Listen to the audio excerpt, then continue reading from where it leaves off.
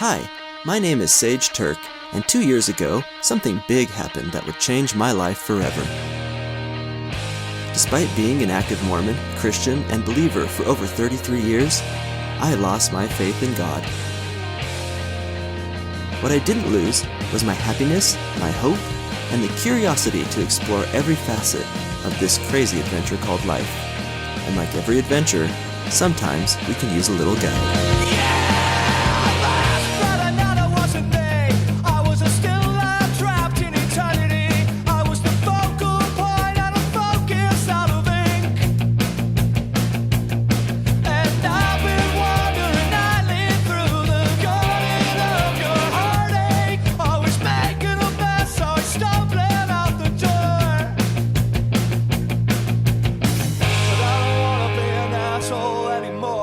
Today's episode, music, featuring me, Sage, and from the band Faded Paper Figures, Mr. John Williams.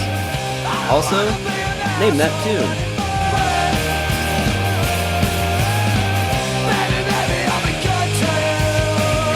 Infants on Thrones presents The New Atheist Guide to Not Being a Total Asshole.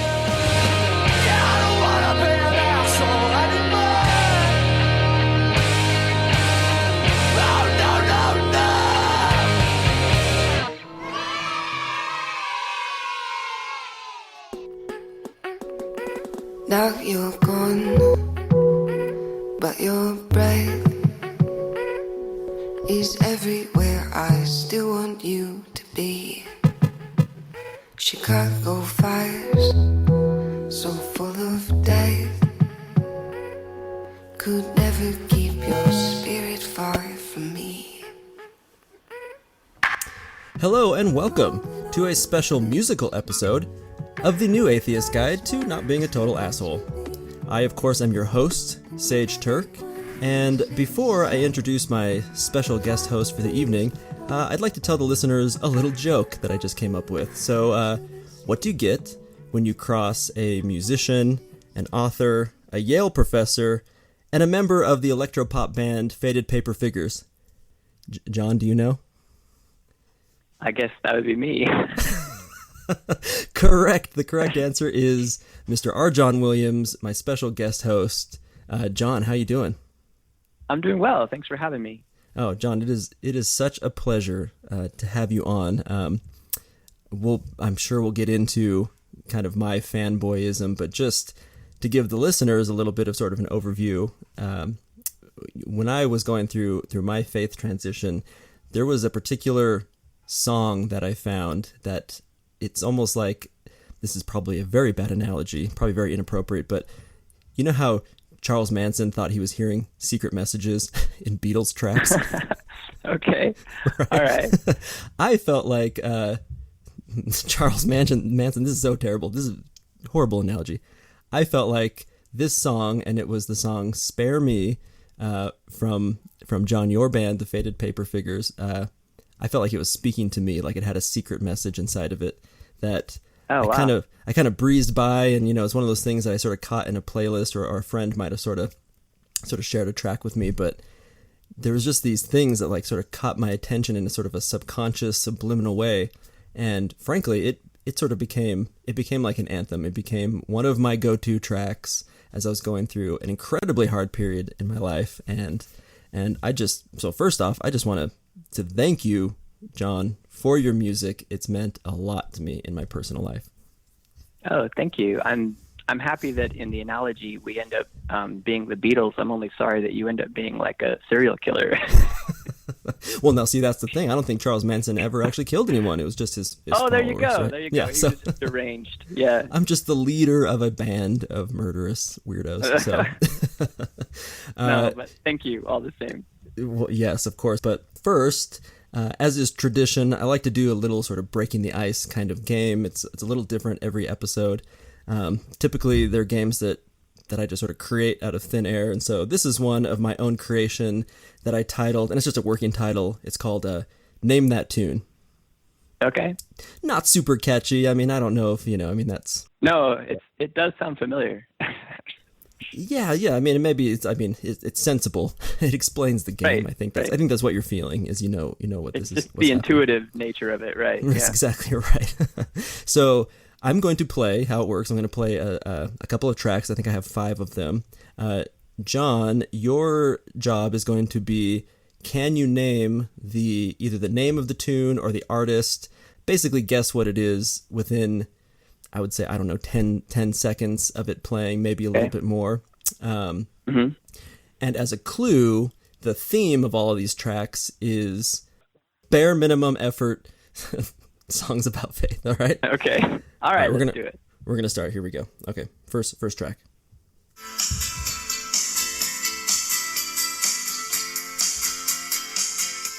All right. There you go. Do you know what that was? Yeah, I got that one. That's REM's song "Losing My Religion." I think from the album Green, actually. Wow, that was very good. 10 out of 10. Perfect. Okay, here we go. So far, so good. Yeah. So far, so good. So 1 out of 5. Here's our second one, and I'll give you a little forewarning. This one is a bit of a trick. This is a little bit of a curveball. Okay, you ready? Okay. All right.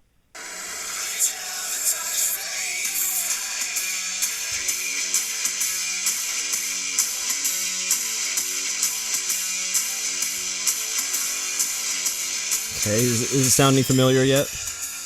Yeah, the audio's a little tinny on my end, but that sounds like Depeche Mode's "Personal Jesus," Okay, I'll say that you're and close. that would be from the album Violator. Am I close at all? You're close. However, it's not Depeche Mode singing. This is in fact a cover. Oh, Do you know it's who? a cover. Do you know who did one of the do more not. famous covers of "Personal Jesus"? No, who did? Well, this is actually going for full circle to my original analogy. This is Marilyn Manson doing that makes his sense. Yeah. timeless cover of "Personal Jesus." So you were so Okay. close. Half a point on that one. Okay, half a point. Very good. Okay, here we go. Here's the next one. And I apologize to both you and the listeners for both the tinniness and just, I think, the poor taste of most of these songs. Okay, we got a little gospel choir. That's a fake out.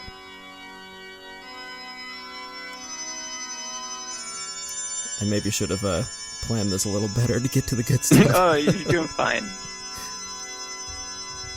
Okay, here we go.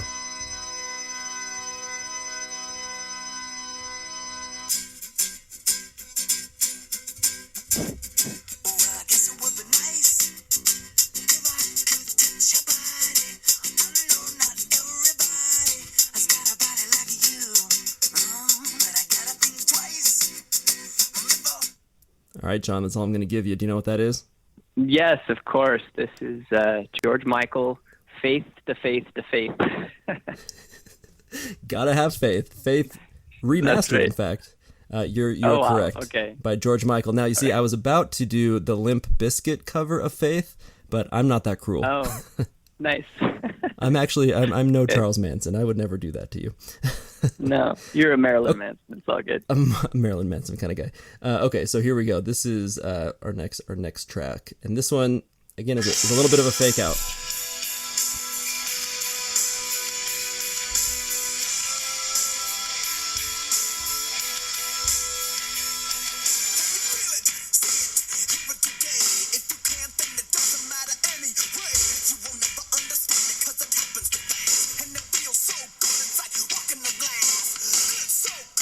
Okay. Do you know what that is? It's so familiar. I think that's Faith No More, isn't it? That's perfect. You're exactly right. Well you done. want it all, but you can't have it, right? That's right. Well done. Well done, John. Yeah, that is the song "Epic" by the band. That's right, Faith, Epic. That's Faith right. No More. Yeah. Okay, very good. great. Okay, so I have this I think is the last one. So that's essentially 3.5 out of 5. So here's Okay. for your fourth all right, point. we're doing okay so far. This is the winning point. You get this one, and you just get the whole enchilada. So here we go. All right.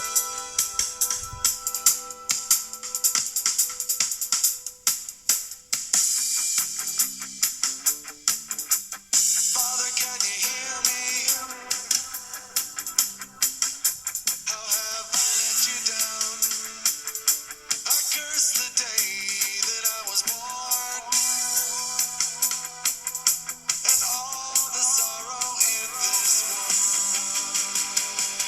All right, I think that's the maximum amount I'm allowed to play without getting sued. So do you know what that one is? Okay, yeah, I think that's Bad Religion, Sorrow. Perfect. Oh, John, brilliantly done, Am I my right? friend. You're totally right. That was made it Sorrow through. by Bad Religion. That is very All good. right. So that I would consider as about as close to what I would have expected a perfect quote unquote score. Very good. So John, tell me a little bit as a musician yourself. I mean, are you into music? Yeah, I love music. But it helps that a lot of these songs were from like a little older because I'm a little older, and it's a little harder to keep track of everything going on right now in music. But yeah, like some of these songs were formative in my own musical evolution, so that helped a lot.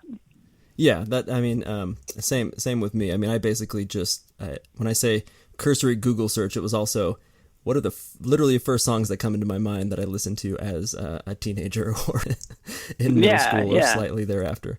So Right. there was like a trend too. I sort of was noticing that there was this time period where I don't know there was something sort of cool about sort of name dropping, sort of religious. It's probably never not been cool, but sort of messing around with religion in song form. That's nothing new.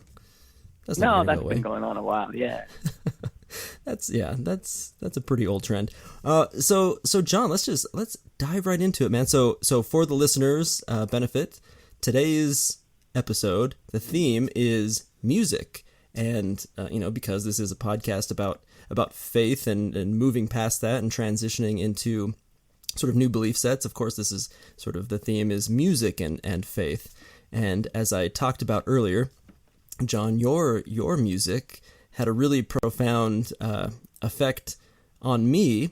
And so I really wanted to kind of hear from you initially. Tell me, for you, what role has music played in your life?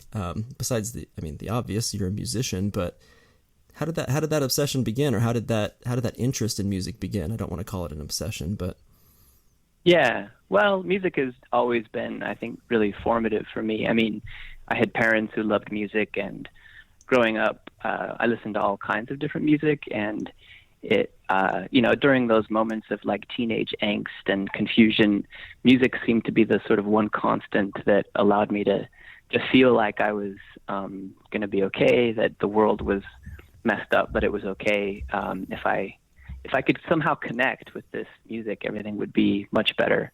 And that's remained true for most of my adult life as well. yeah. Well, tell me a little bit about your childhood and so your parents, your upbringing. Was it in a believing household, a religious household? Yeah, so I came from a very large, very Mormon family, one fairly typical of like suburban Utah conservative culture, which, Right. Is its own unique brand of Mormonism. And it's a Mormonism that's not completely consistent with the forms of like more rural Mormon tradition, which I think is closer to the sort of, polygamy and religious violence and things like the sort of extreme orthodoxies. But it also wasn't very consistent with the forms of like global or international Mormonism that one might encounter in like Europe or the Pacific Islands or somewhere Right. foreign like that. There's a very specific sort of version, sort of flavor of Mormonism that exists in that corridor. Right. Yeah. So, I mean, where I grew up, the forms of dress and thinking were, you wore a white shirt on Sunday. You never wore sandals to church. You followed like all of the normative rules of sexual and gender identity, and you learned the like official historiography in, great detail, and generally just participated in that very sort of vibrant form of community and social belonging. Right. So I grew up in a very similar situation, although it wasn't in Utah, but in a pretty tight-knit LDS community in Oregon, which also had its own unique flavor of Mormonism. But I'm feeling like I can definitely sort of relate to that environment to be raised in. And it's funny talking about music because I don't know about you, but for me, music was a very conflicted topic in my heart because I loved music. I've always been a huge sucker. I've never played music, but I used to write reviews for a music blog. I'm always hungry for it. Like I can't stop wanting to hear that next new sound. And I love music, but growing up, there was definitely a fear inside of me about certain types of music. It just so happened it was types of music that really interested me.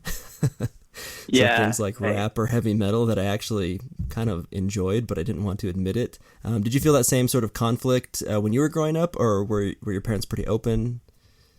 I did. I think I knew intuitively that music was extremely powerful, and that also made it a dangerous medium as well. I mean, nothing frightened me more than the family home evening lesson where my dad played audio from some talk where a general authority was playing music backward and then revealing the subliminally satanic messages in different songs.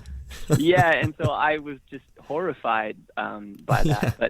But again, it just kind of underscored, I think, the extreme emotional intensity that music allows for people. Yeah, and I think you bring up a really good point. I feel like it makes sense when I hear people that even way back in the day, when you hear the people that were demonizing like rock and roll, which is the same sort of message as today you might get sort of demonizing rap or Justin Bieber or whatever, which that one's justified, but it comes from a place that on the outset seems super extreme and a little misguided, but frankly, as someone who loves music, exactly as you're saying, like I've felt the power of music, and so somebody coming to me and saying that power could be used in a negative way or could be used to influence you to do bad things, like that made sense to me because I think I felt what music could do.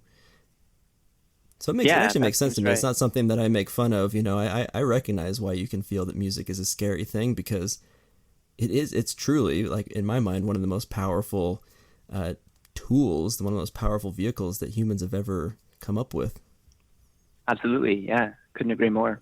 So tell me a little bit, John. Give me sort of an overview of your history with playing in a band and creating your own music. So let's kind of start on the track of leading you to eventually the band that you're in now, Faded Paper Figures. Like, did you play music as a child? Yeah, so I guess it must have been 6th grade when I decided I wanted to learn an instrument, and my first choice was the banjo for whatever reason. I guess because my dad was like into folk music and everything, and there weren't a lot of readily available banjo teachers, so I settled on the guitar, and for many years just played like very safe classical guitar music, and learned a lot of like music theory and felt very rewarded by that. And I guess tell me, in your heart of hearts, did you just learn to play Devil Went Down to Georgia? Yeah, probably. Was that like that was like, I got this banjo kick that just itch that cannot be scratched right now? Yeah, something southern and satanic probably was lurking somewhere. There was always like this kind of interesting, as you say, conflict or disconnect between the dark music that I love to listen to and that really turned me on, and the kind of classical music that I was trained to play. But I liked it all. I really enjoyed classical guitar. I still do. And but yeah, it was in high school that I finally thought, I should learn to play something cool. I should learn chords and play the electric guitar and all of that. So that was probably when you have this very sort of potent, like female attractant tool, like right there at your fingertips or something, right? Yeah, and it was much more powerful. I felt like the indie pop music that I was listening to, that I could do it. I felt like I could do this, and it seemed reachable somehow. So that was when I started like writing songs in my bedroom and thinking about what it would mean to write music with a band and so on, and had various unsuccessful or less than successful attempts at that. And I think everyone in college, maybe if you play an instrument, you try like to start a band or something. And I had a few attempts, but it wasn't until graduate school, and I had almost really given up on that dream of like making serious music with a band that I met Cale and Heather. I was in graduate school at the time at UC Irvine, just studying comparative literature, writing a dissertation. And it was like a ward party, like a little get-together thing. And Heather was also in the ward doing her undergraduate degree there.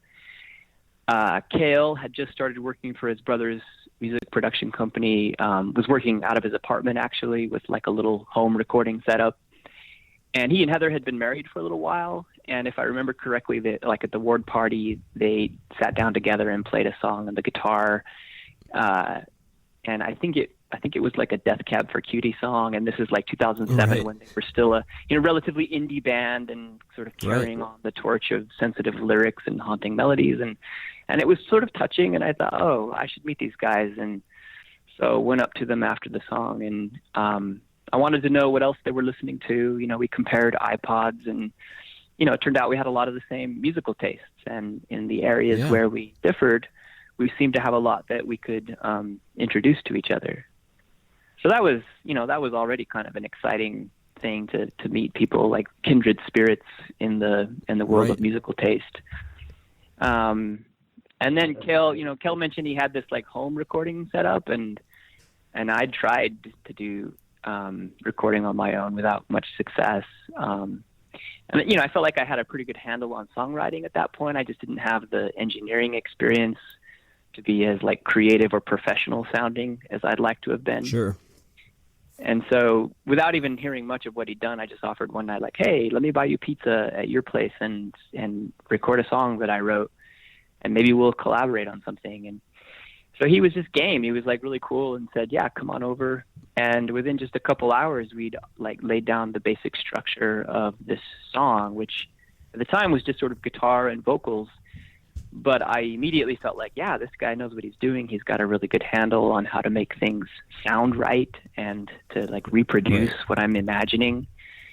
Right. And so I just went home, and then literally at like 2 a.m. that night, I get an email from Cale with the same track, like attached as an MP3, but instead of this like little dinky guitar and vocals song, he'd completely transformed it into this fully realized synthesizers, drum, guitar, harmonized voice, like this beautiful song.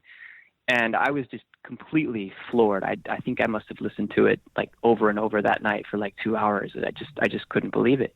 Oh my gosh, yeah. There's got to be a magic in that, like hearing your idea fully realized for the first time and thinking, oh man, that's better than I could have even done. Yeah, I mean, it was amazing. I thought, here's somebody who not only understands what I'm trying to do with the song, but can actually like take it to places that I hadn't imagined, but that were even more beautiful and strange and exciting than I'd even thought possible. So for my part, that was like, I'm in. I can totally do this. And I think Cale, for his part, he was just happy to have some interesting raw material to work with, and was anxious to generate more, interested to see what else we might do together. And so over the next few weeks, we put together a few more tracks, just kind of came up randomly with a band name and put the songs up on MySpace, which at the time, like GarageBand.com, it was like all these places for indie music to be that are all gone now. And when the responses started to roll in, we were just completely surprised and excited to see that a lot of other people were enjoying it as well.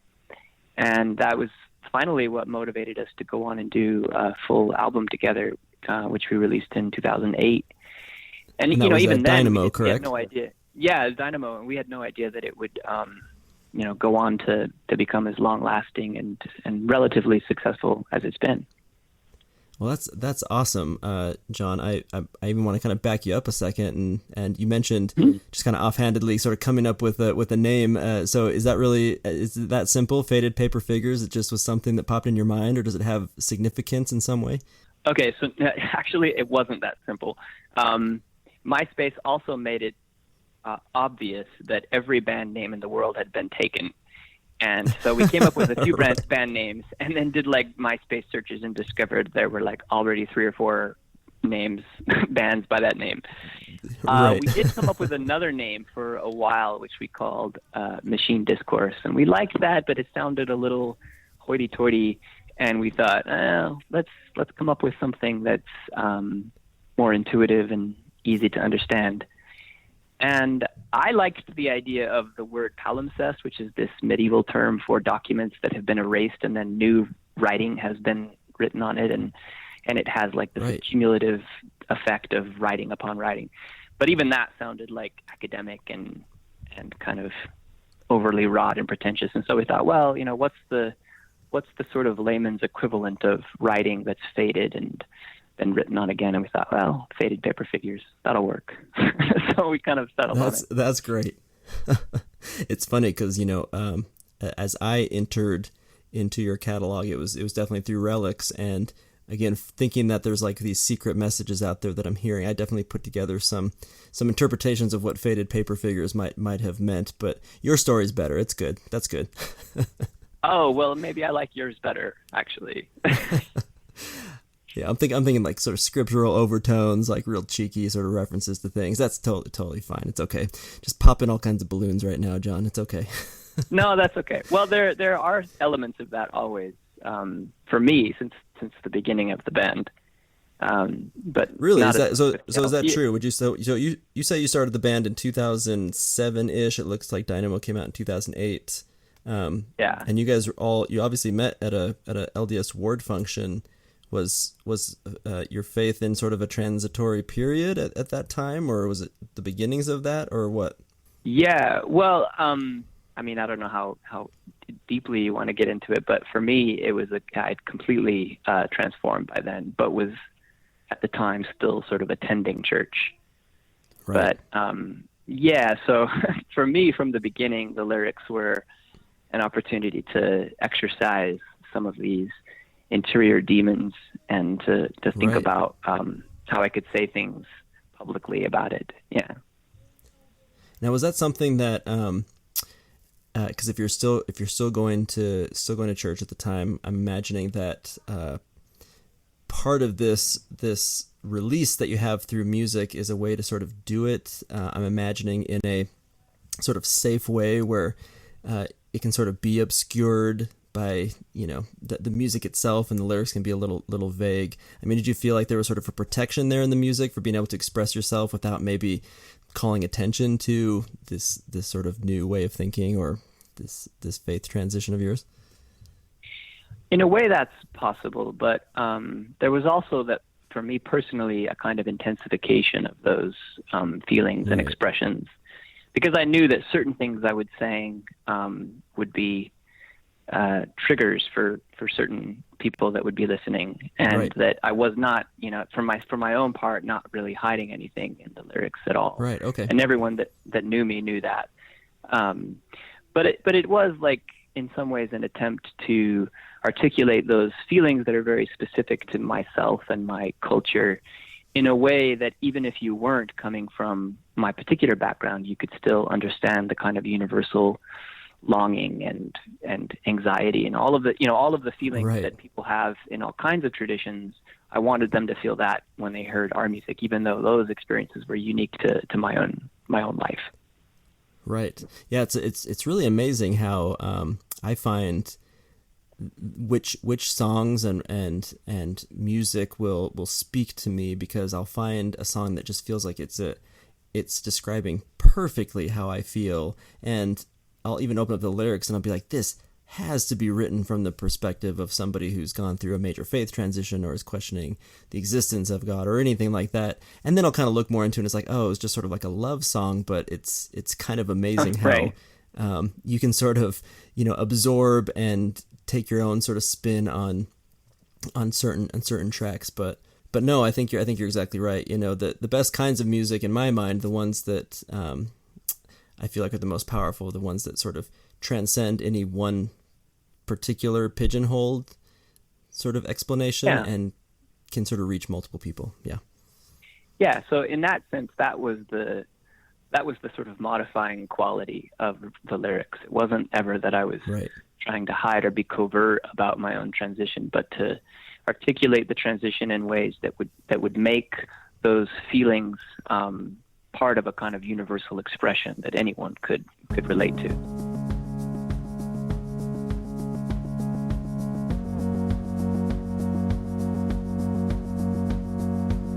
Glass ceilings falling blessings of a choice when it's the only way. Last night I thought I saw you with a drink and friends. You said you go there every day.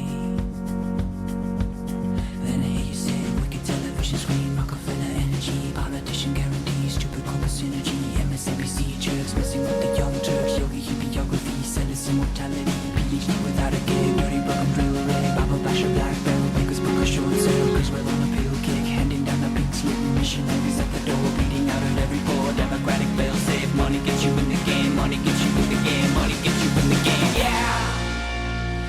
It's hard, but it's not the end of the world, even as we know it, yeah! It's so hard, but it's not the end of the world, even as we know it.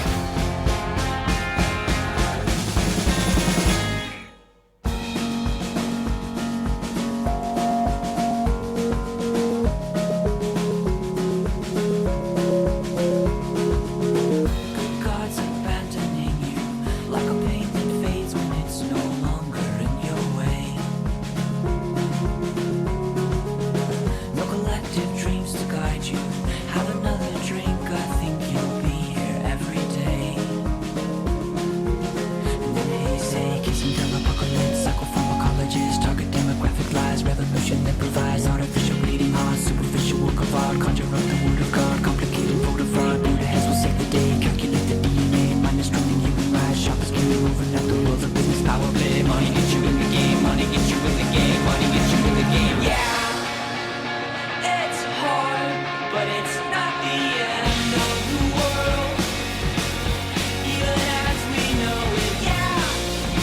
It's so hard, but it's not the end of the world, even as we know it.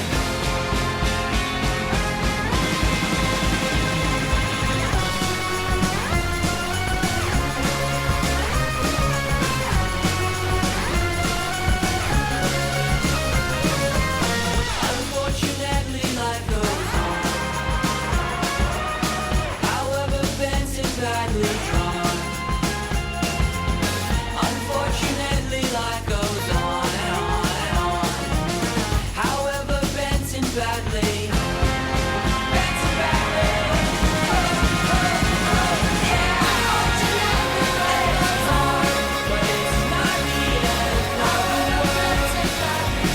world, even as we know it. Unfortunately, so hard, but it's not the end of the world, even as we know it. Unfortunately, it's hard, but it's not the end of the world, even as we know it. Unfortunately, so hard, but it's not the end of the world, even as we know it.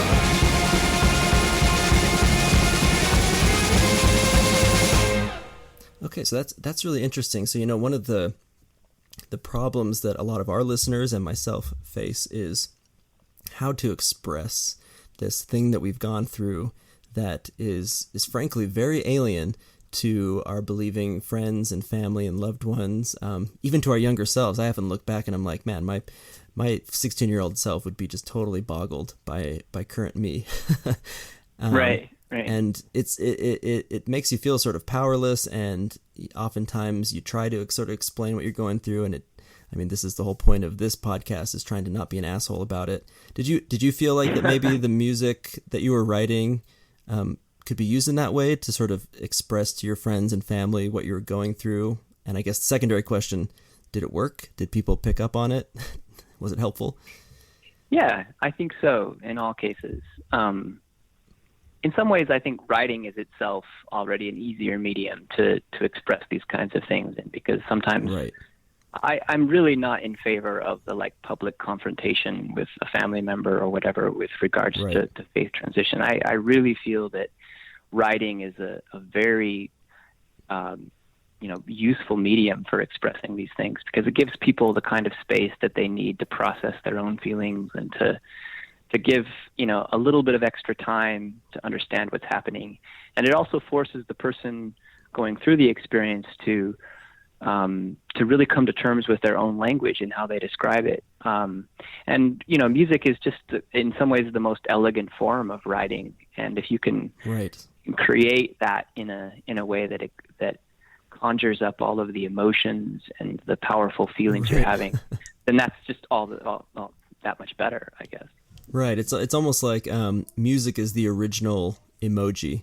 It's like you write a sentence and you're like, I want people to know that I'm sort of saying this in good humor. So the smiley face, like music allows you to control the emotion that's undercutting the message, right? Yeah, that's right. That's absolutely the case. It's really interesting. I hadn't really thought of it that way. I do some writing myself, and my experience was my wife and I, as we transitioned out of the church specifically, we had a website that we wrote kind of a long essay, and it was called whyweleft.info. Oh, yeah, really I saw that online, yeah.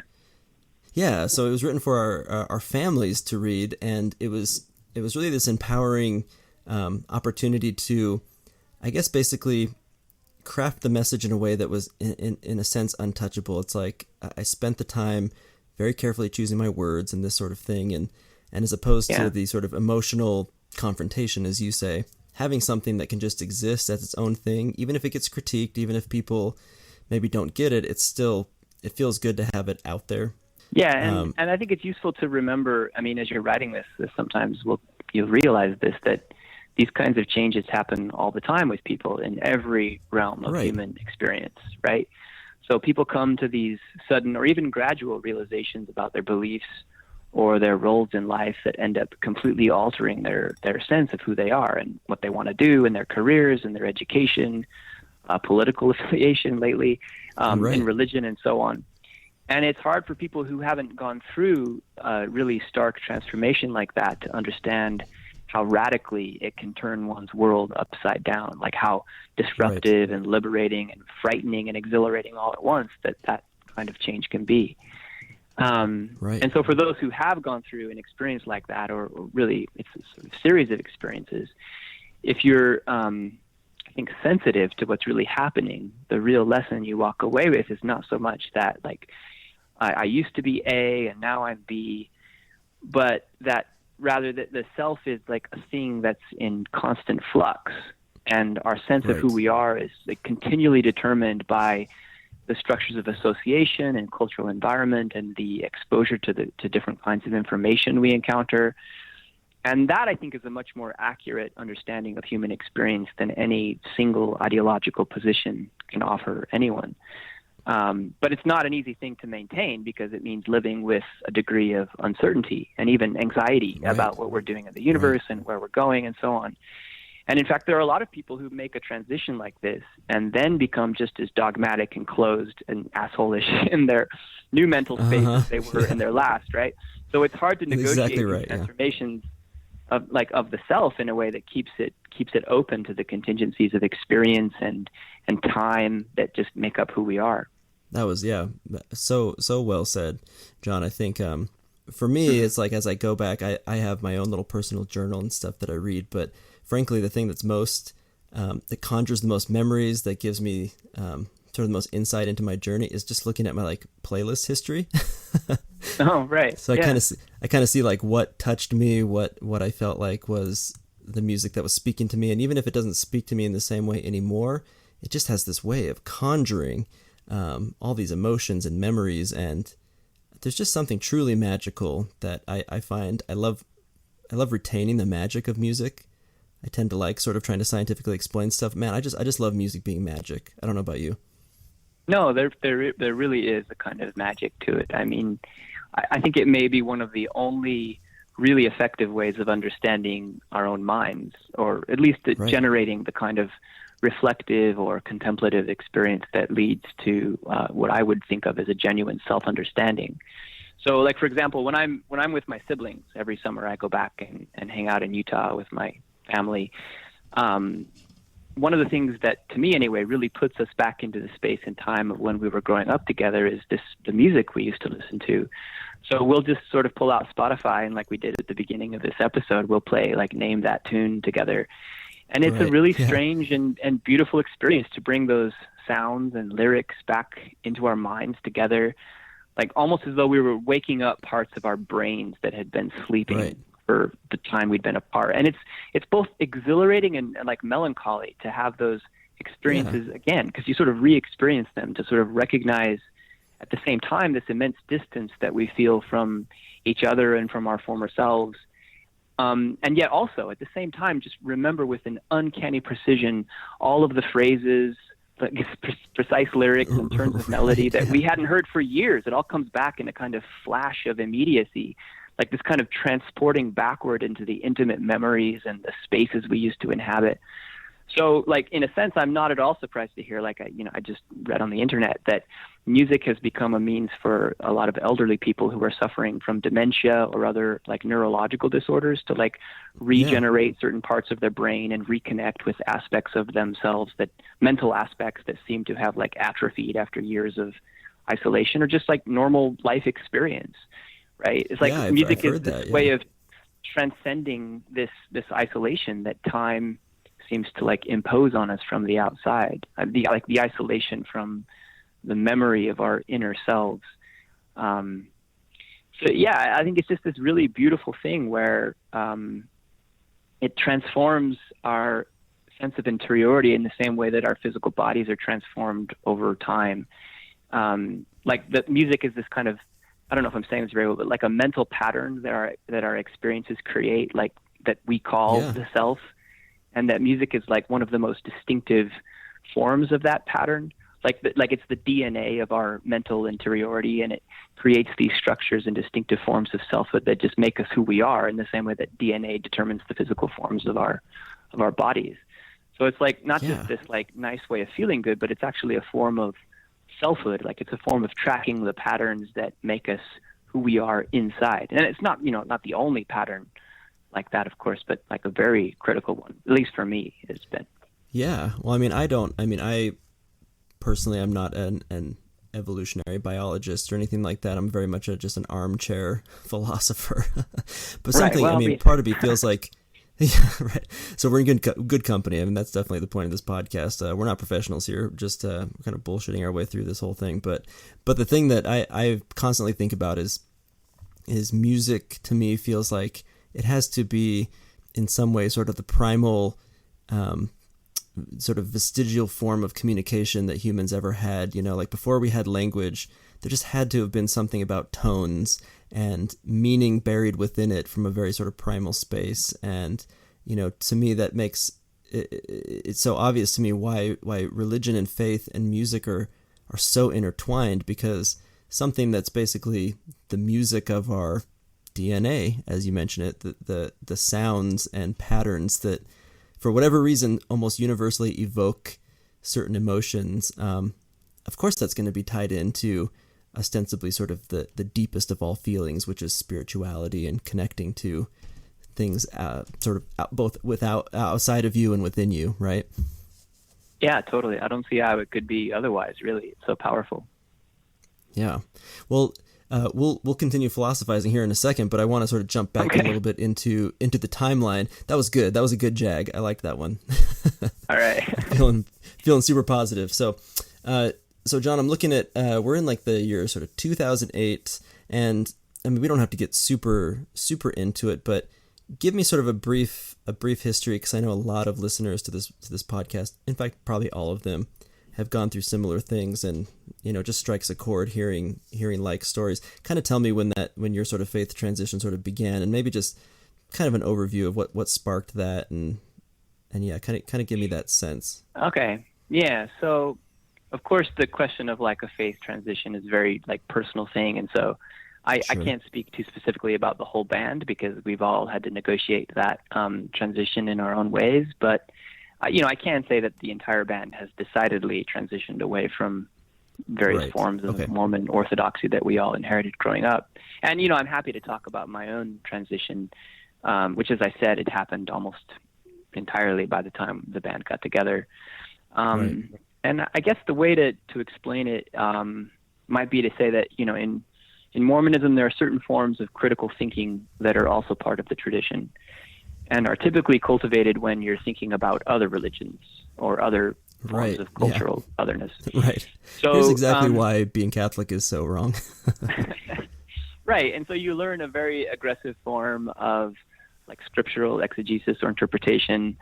And that depends a lot on how carefully and devotedly you read and you study. And I was, of course, one of the more devoted readers, not only in the scriptures, but in all areas of church history and culture. And I took very seriously the confidence that if the tradition is what it says it is, then one should have no fear about investigating it in its fullness. And then, you know, as is perhaps inevitable, I eventually encountered not just troubling details of the Mormon faith tradition, you know, things I couldn't explain, but even more frightening and bizarre, this a kind of whole construct of historical possibility in which suddenly what I was reading about and what I'd inherited was simply one of the many possible forms of human religious experience that I might have had, that I might have inherited. Right, yeah. So not some like God-ordained lineage of a special chosen people, but just people trying to make their way through this confusing matrix of like religious experience. Right. And so I just suddenly saw in a kind of with this sort of exhilarating clarity all these familiar forms of like naive religious speculation, and I saw moments of sincere misunderstanding. I saw moments of obvious deception, and this kind of overarching mythology of like theological singularity that makes up the Mormon faith. You know, the idea that we're the only tradition with the complete truth and so on. So that was like strange and bizarre. But of course, I found I was going through this in like the early 2000s. So this is before really a lot of the like internet, the CES letter, like all of the things that are helping people now kind of access that information. I was kind of old school. Like I found it in books and in dialogue and Stone. And, you know, I would like frequently haunt benchmark books in Salt Lake. I think they like learned me by name. My parents' bookshelves I was just devouring. And so, and you know, you reach a point where it all kind of reaches this stunning clarity.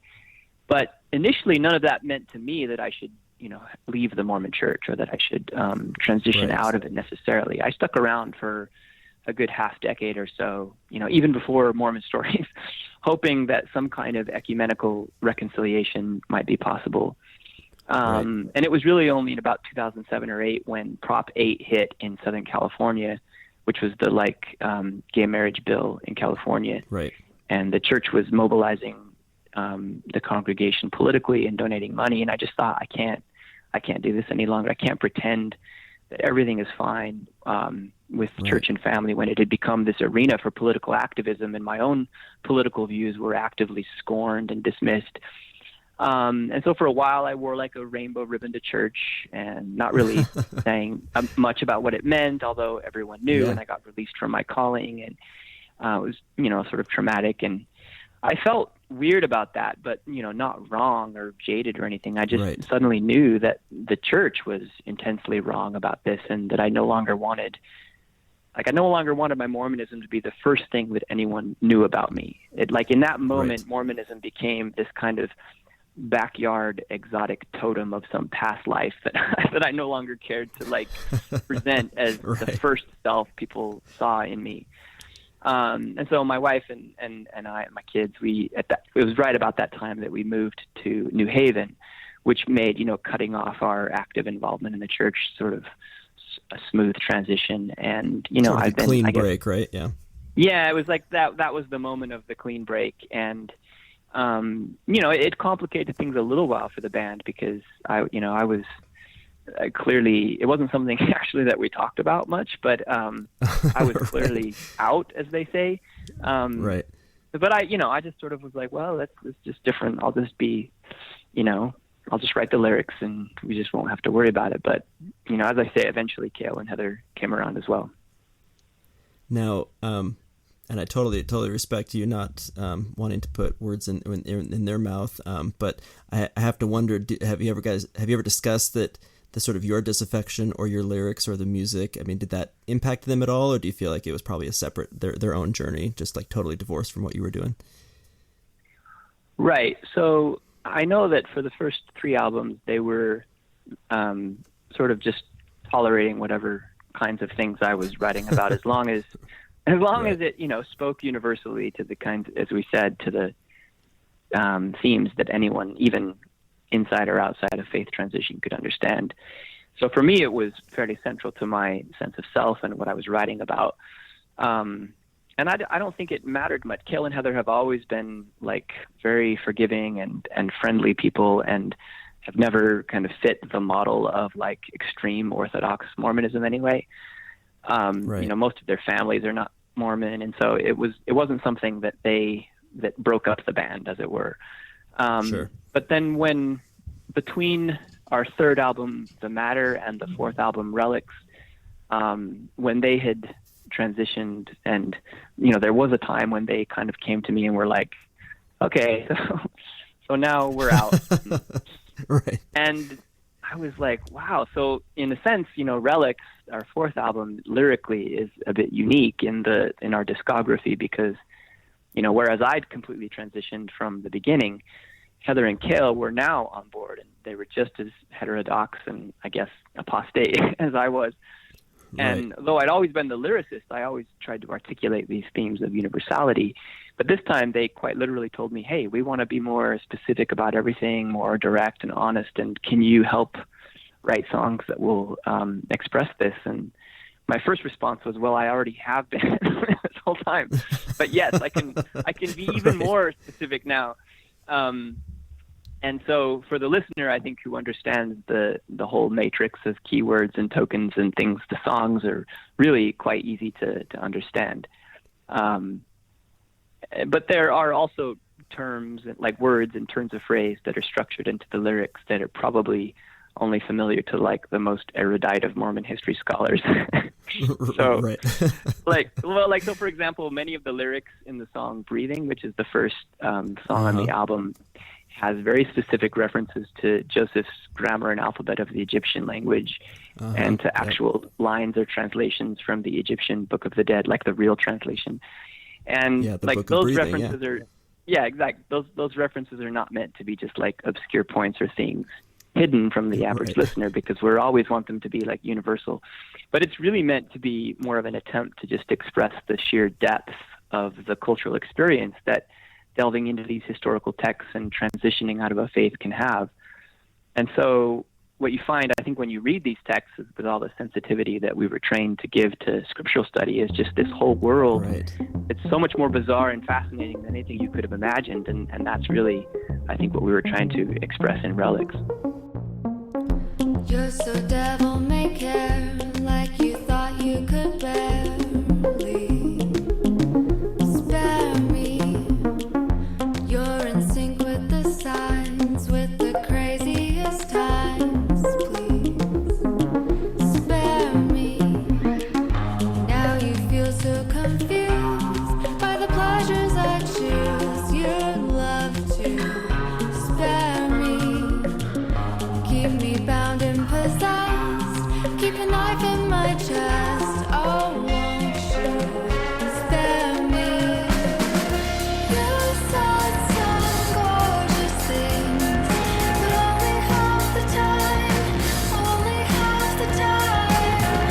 I lived your gorgeous dream, but only half alive. Only half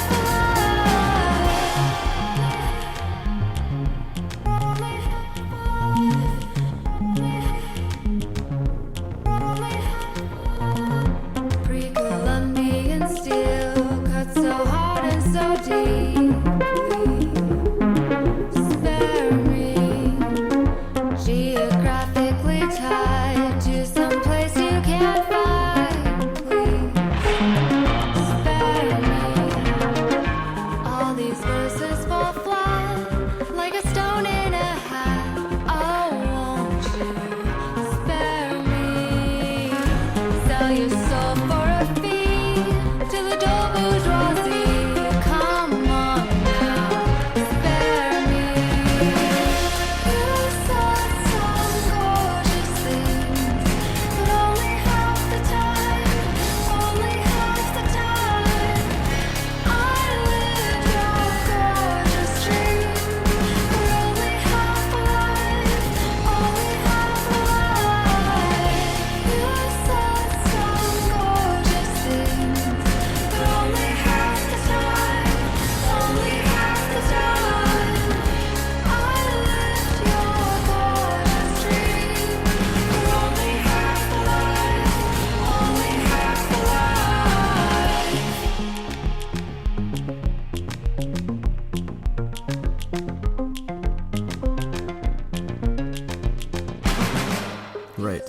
I know that. So when I was listening to whatever playlist or whatever was just sort of happening, and I listen to music at work and I listen it on my run, and it's just one of those constant things in my life. Just background music is always playing, and I remember it was like a mental double take. It was like your song, like "Spare Me," which is probably the most obviously sort of ex-Mormon song lyrically, I think, in your guys' catalog. Would you agree with that? Oh, for sure.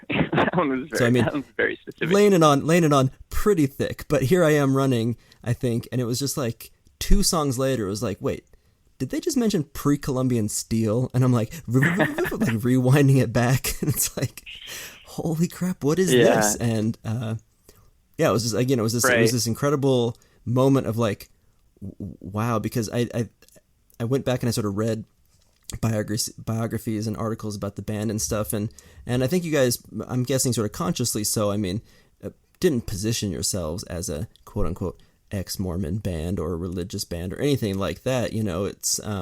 It's so for a little while I was even wondering if I was imagining this or if I was putting too much, but it's just like, no, wait, man, he's talking about a stone and a hat. This has got to be. yeah, a bit thick. Like, I think I'm getting the secret signs and tokens, but I don't know. Maybe too much, so I don't know.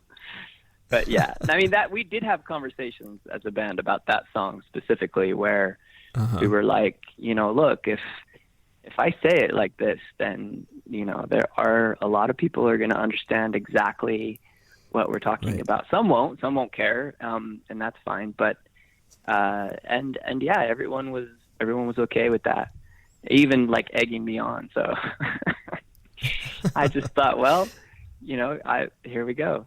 We'll just say it. So I'm curious. You guys have toured, correct?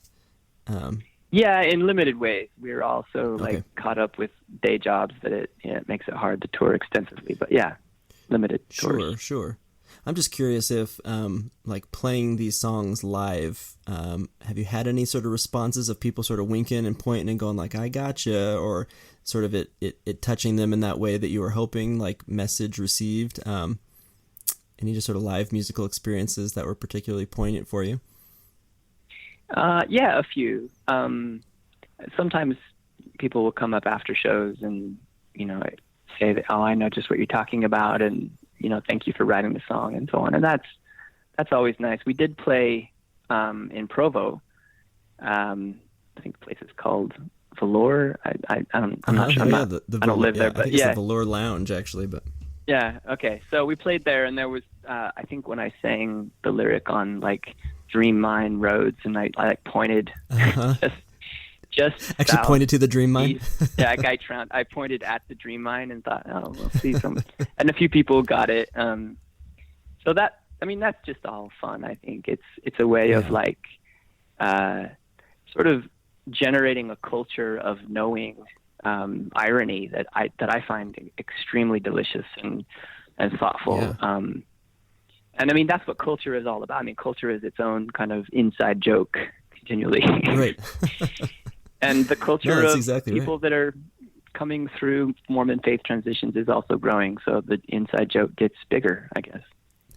Well, I feel like you mentioned this sort of earlier. I can't remember exactly what you said, but there was, there's definitely a just sort of inversal of all of the sort of traits or habits or ways of interpreting the world that we do as believers. They get sort of just turned on its head, and it's just sort of like the bizarro version. And like what you're talking about, I remember, in my active Mormon phase, I was constantly looking for the little secret sort of winks and nods, and you'd be looking for, garment lines, or you're looking for just these little particular things like, oh, that's one of my guys. Yeah, that's one of my guys. And I know I carried that into ex-Mormonism, where now it's just like bare shoulders, like a little too sunburned. They're new at this. Like that's a sign, sort of music and stuff, where you're like, oh, I think, and it's like, there is this sort of thrill, this exhilaration to kind of having this underground network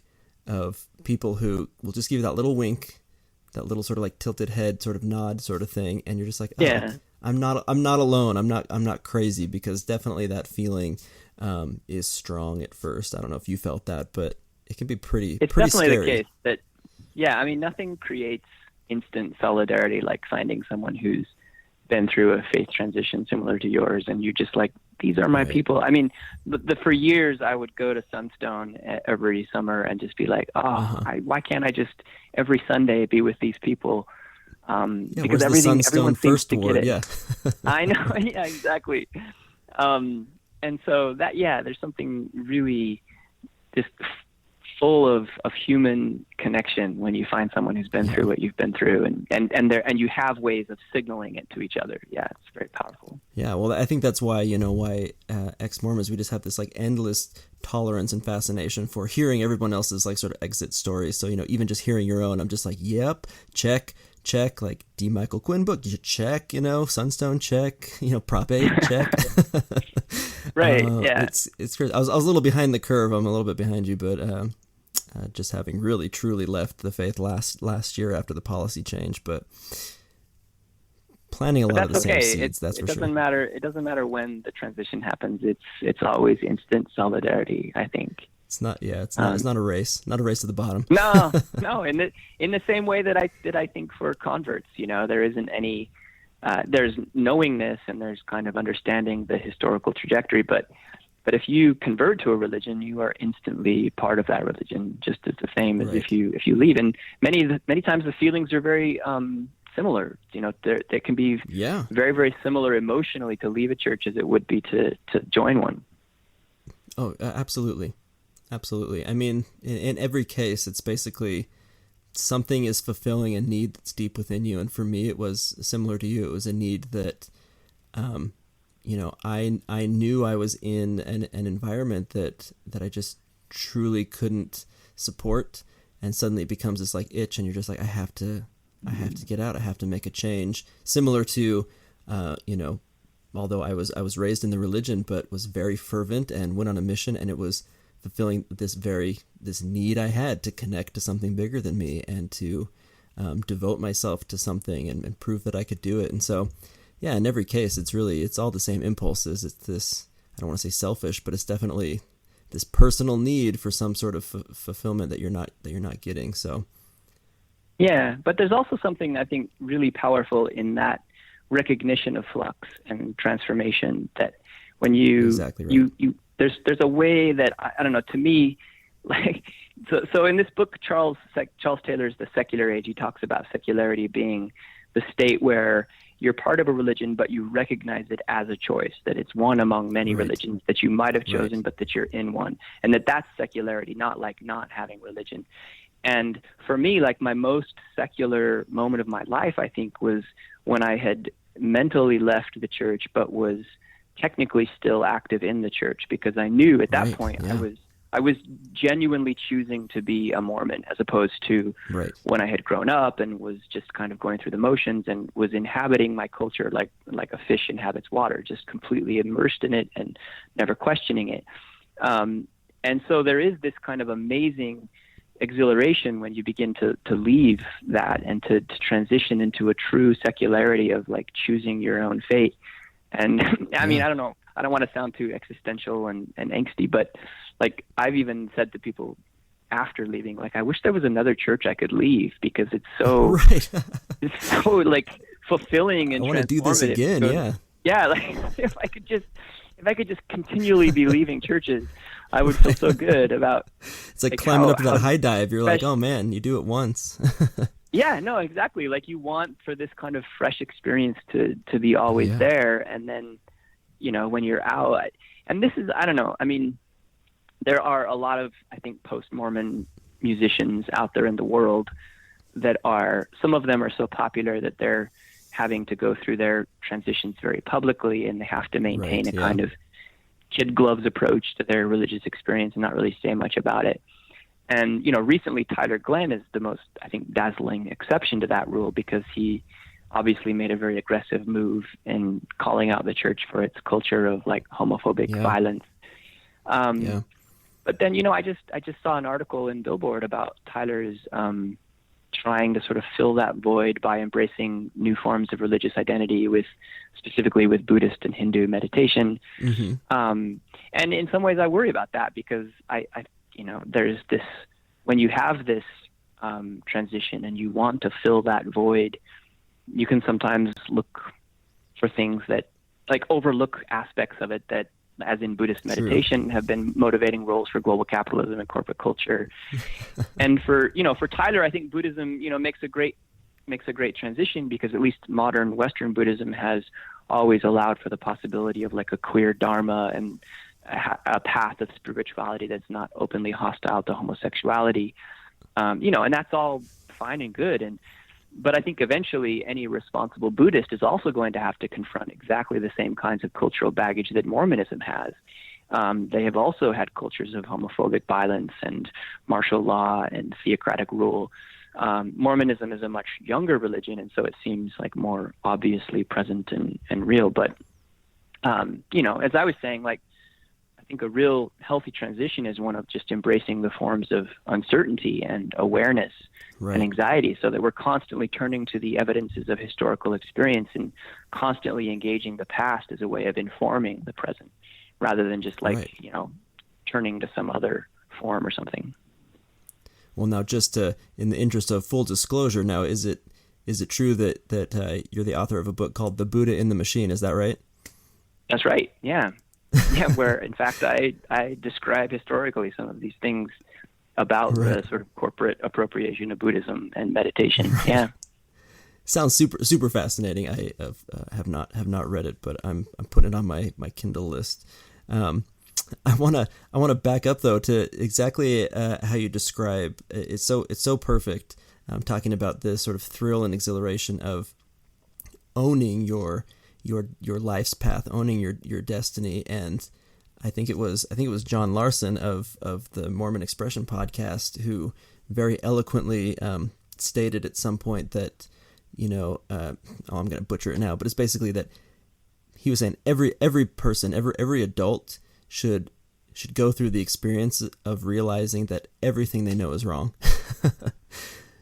Yeah, that's like there's something incredibly freeing about realizing that you're not just sort of wrong, like you were categorically wrong about almost everything. Science, social issues, like human emotion and feelings, and just how other people operate. Like, I mean, it left me feeling like dizzy and nauseated and totally lost, but at the same time it was like this cleansing, of like, I'm starting now from scratch and I can now rediscover who I am. And it's a really incredible experience.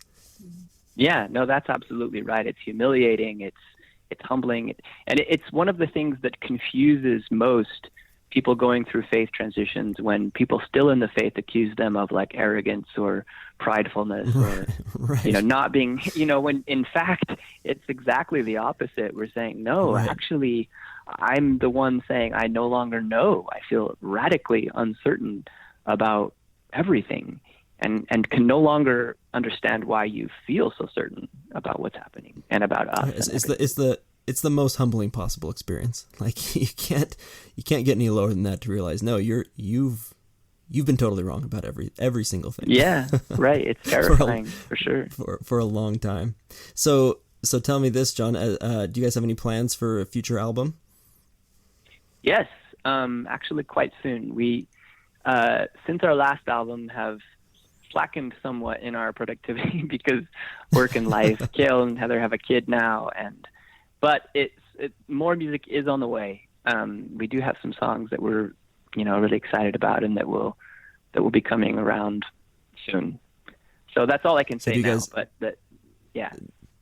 Totally, I love the sort of coy teaser information. That's great. Just can you give me a hint? Is it the album where you guys move? Have you guys moved past Mormonism? Are you still sort of playing with it as a concept, or is this the moving on album? I don't know. I for me, maybe I think Relics was my chance to like get specific, and maybe this more recent music is a chance to think more philosophically about other things. But it will always inform, who we are. In fact, it's like part of our DNA, as I said. So yeah, no, the Mormonism won't go away.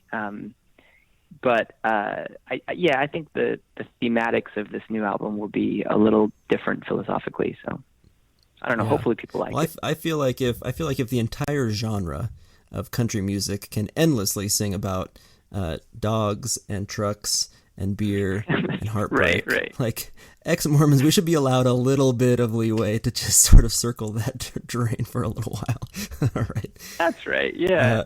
Well, we have been, so that's all. It's all good. And the truth is, it makes for good music. All, I think, deep personal suffering probably leads to powerful music at some point or another. It's the right what you know idiom, right?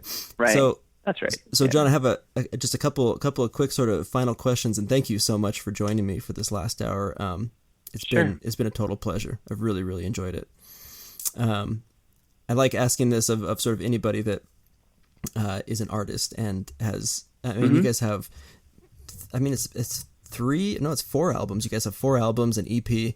Is there a particular track that you kind of wish more people listened to, or is there sort of like a pet favorite that maybe isn't the top of the touring playlist, but is there one that's sort of your sort of secret favorite song from your guys's catalog? Yeah, for me personally, there is. I guess there's 2 answers to that. One is that there's a whole album that people tend to skip over, which is our second album, New Medium, that I personally love and feel like was a beautiful work of art, but tends to get placed last in the I guess the rankings that people put out there. Right. But I will say, I think the first song on our third album, San Narciso, to me is one of those songs where I just felt like everybody in the band was like firing on all cylinders, and everyone was doing everything right. It has all of the obscure references that I love, but the melody is haunting and beautiful. So for me, that's the one that I love to play live. It's the one that I would go back and listen to, if I listened frequently to our music, which I don't. But it's just a song I've really loved still a lot. Awesome. Well, I was diving into the whole catalog over just the whole last week, just really digging into it, and I agree. It's a beautiful song, and if you don't mind, I'd love to have that be the track that takes us out of the episode. So no, absolutely. If you're a hidden cool, gem. we'll be no, absolutely. That's great. I love finding those diamonds in the rough. Well, John, again, thank you so much for joining me today. Is there anything you'd like to plug? Is there anything, any place you'd like me to send people to check out? No, you can find us on the internet. So just thanks for listening. I guess stay tuned. We'll have more music soon. Cool, yeah. And if anybody out there wants to follow me, I've got a playlist called Songs to Lose Your Faith To. It's on Spotify, and it's an open playlist. People can add tracks to it, and it's been pretty fun seeing what people.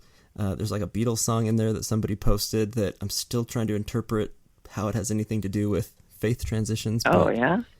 Which song? It's let me see, looking down here. Yeah, it's the song Something. Yeah, something in the way she moves me. And I guess it's like comparing possibly like religion to a lover. Like, I don't know. It's mystifying me in this really, like I'm trying to solve the puzzle. So TJ Langford, he added that. So TJ, you mystified me, man, and I'm gonna keep on listening and see if I can parcel it out. Although now I'm sort of worried, like after that Charles Manson full circle sort of analogy, I'm kind of afraid of what I'm gonna find on the other end of this track. So, well, it's at least an interesting possibility. I'll have to check it out again. Yeah, well, John, again, thank you so much. It's been a pleasure. I hope you will join us again at some time. Yeah, I'd love to. Okay, John, thanks a lot, man, and we will talk to you later. Good luck out there. Okay, thanks a lot. Bye.